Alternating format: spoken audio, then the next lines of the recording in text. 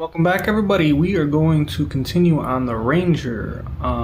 If you're following from part one, we removed the transmission in the driveway. Now we're going to clean it up, change the slave cylinder, and figure out how we're going to reinstall it by ourselves in the driveway. Let me show you what we're working with. Transmission is out. We're going to get this cleaned up and change the slave cylinder. It actually looks brand new. But seeing how it's been sitting a long time in a field, the mice got to it and it just leaks. I think it leaks right out the boot. But anyways, we'll get this all cleaned up and we're just gonna dive right into it. Alright, we got the little mouse nest stuff out of there. It is, at least for this one, I saw some of them are Torx bits, but this one is just two 10mm bolts and it slid right out.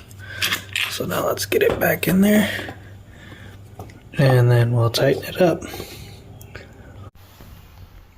Alright, just like that, the new one is in. Like I said, you'll have two 10mm bolts, one there, slide it in, tighten it up.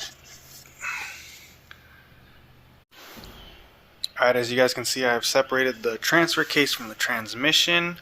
I'm hoping it's going to be a lot easier to install the transmission that way, because this transfer case just kind of wanted to shift the transmission one way versus the other.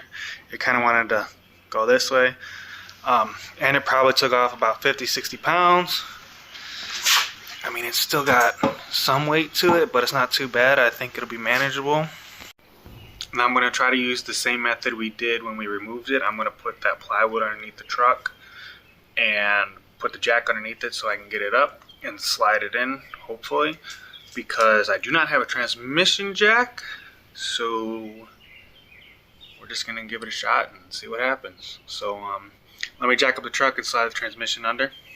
Alright, as you guys can see, we got the plywood down, the transmission back underneath there. Now we gotta dream up a way to get it. Alright, now we gotta dream up a way to get it up there. I mean, it's not too heavy. I don't want to muscle it up. I don't have to. I'm thinking about putting a bar up there and wrapping around a ratchet strap just to pick it up on this end, so I can get the jack underneath it.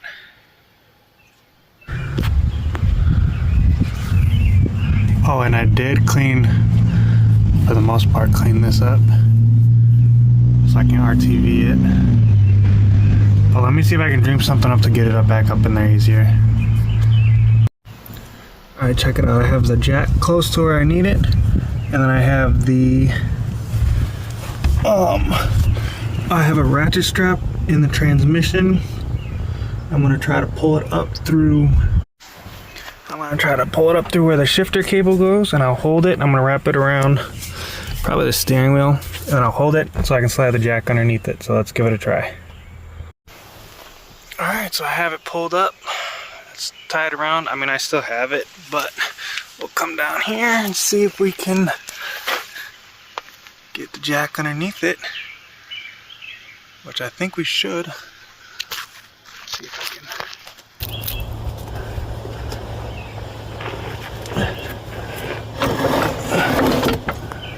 And then we'll just lower it down.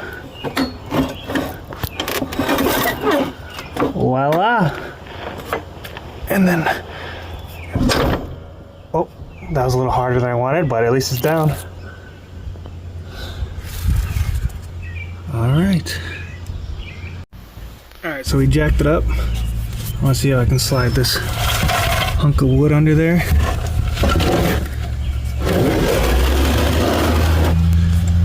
And I'll lower it back down, see if we can't get something underneath this backside, because this is the heavy side. So let me lower it and see what we got.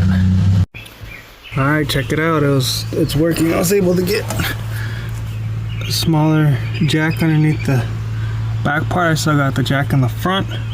I'm gonna slowly raise the front, come back, raise the back until it's up in the air to where it needs to be, and then I'll try to just push it in. Now I just want to take a moment and say this is not the right way to do it. This is just the way I'm doing it, so do this at your own risk. honestly, it's pretty, I mean, it's not light, but it's kind of light, relatively speaking. I probably could have muscled it up, but I just didn't want to do that. It's not that I'm lazy, it's just that I want to be able to work till I'm 60, so I guess work smarter, not harder. But I mean, it does take a little bit more time. But again, my back's not hurting, and it's just, yeah, it's still on the ground. I don't have it on jack stands, so let's keep going. Alright, you guys, I'm not even gonna lie, I'm surprised on how easy that went in. Knock on wood, but I put more wood here as I slowly jacked it up, and once I got it into place where it's close enough, I slid it right into the dowel pins and they went right in. Let me show you though. So I have 2 bolts in it, one there and then the one directly on the other side for the dowel pins, because we are going to have to, well, get this stuff out the way, drop the front, and then slide the transmission back just a little bit, because we're gonna have to get this in. This is also it's a shim for the starter and the transmission and everything.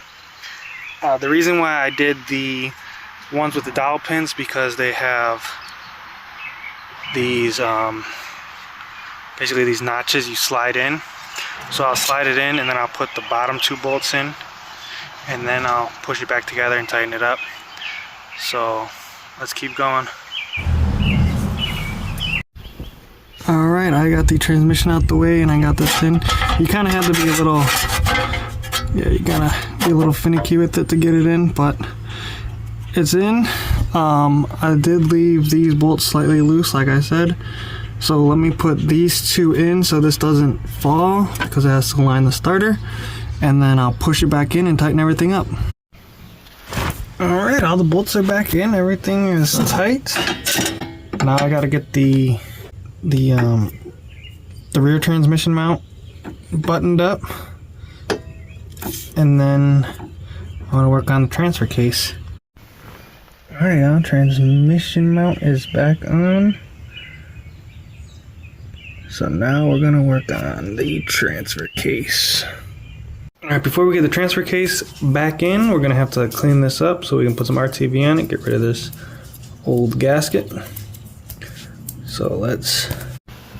Alright, now that we have it cleaned off the transfer case and the transmission, I'm gonna go around and put some RTV around here, and then we're going to get it installed. Alright, as you can see, we have the jack holding up the transfer case after we put the RTV on. We're just letting the jack do most of the heavy lifting. Now I'm going to slide underneath there and pick it up the rest of the way to get it all aligned and slide it in. Alright, the transfer case is in. We're going to have to jack up the rear end so we can align the drive shaft bolts to the drive shaft, or to the transfer case. So let's get the rear end jacked up, chalk the front, get the rear end jacked up, and then we will spin it and get them in. Alright, now that all the back stuff is done, we are going to drop the old starter completely out and put in the new starter we got.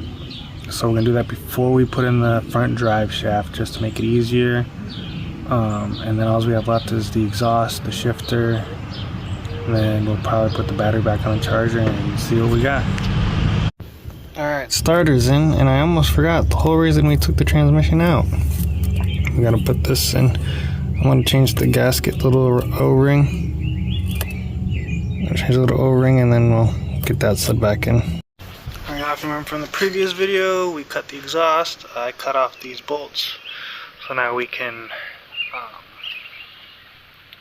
get that put back up. Alright, we have got at least the Y pipe up with the front drive shaft, and then we got to work on the rest of the exhaust where I cut it, so I'm gonna have to figure that one out. But good news is we are on the home stretch. So what's left is fix the exhaust, batteries charging, and then we will have to bleed the brakes and bleed the clutch, and she should be a little ripper. I know it needs coolant still. That's it. Oh, and the O2 sensor, but it's a manual, so we'll see. But let's keep going. Alright, yeah, exhaust is somewhat back on. Sort of. And we have the shifter cable installed. So if this video has helped get that transmission back in for you guys, go ahead and give it a thumbs up. Thanks for watching.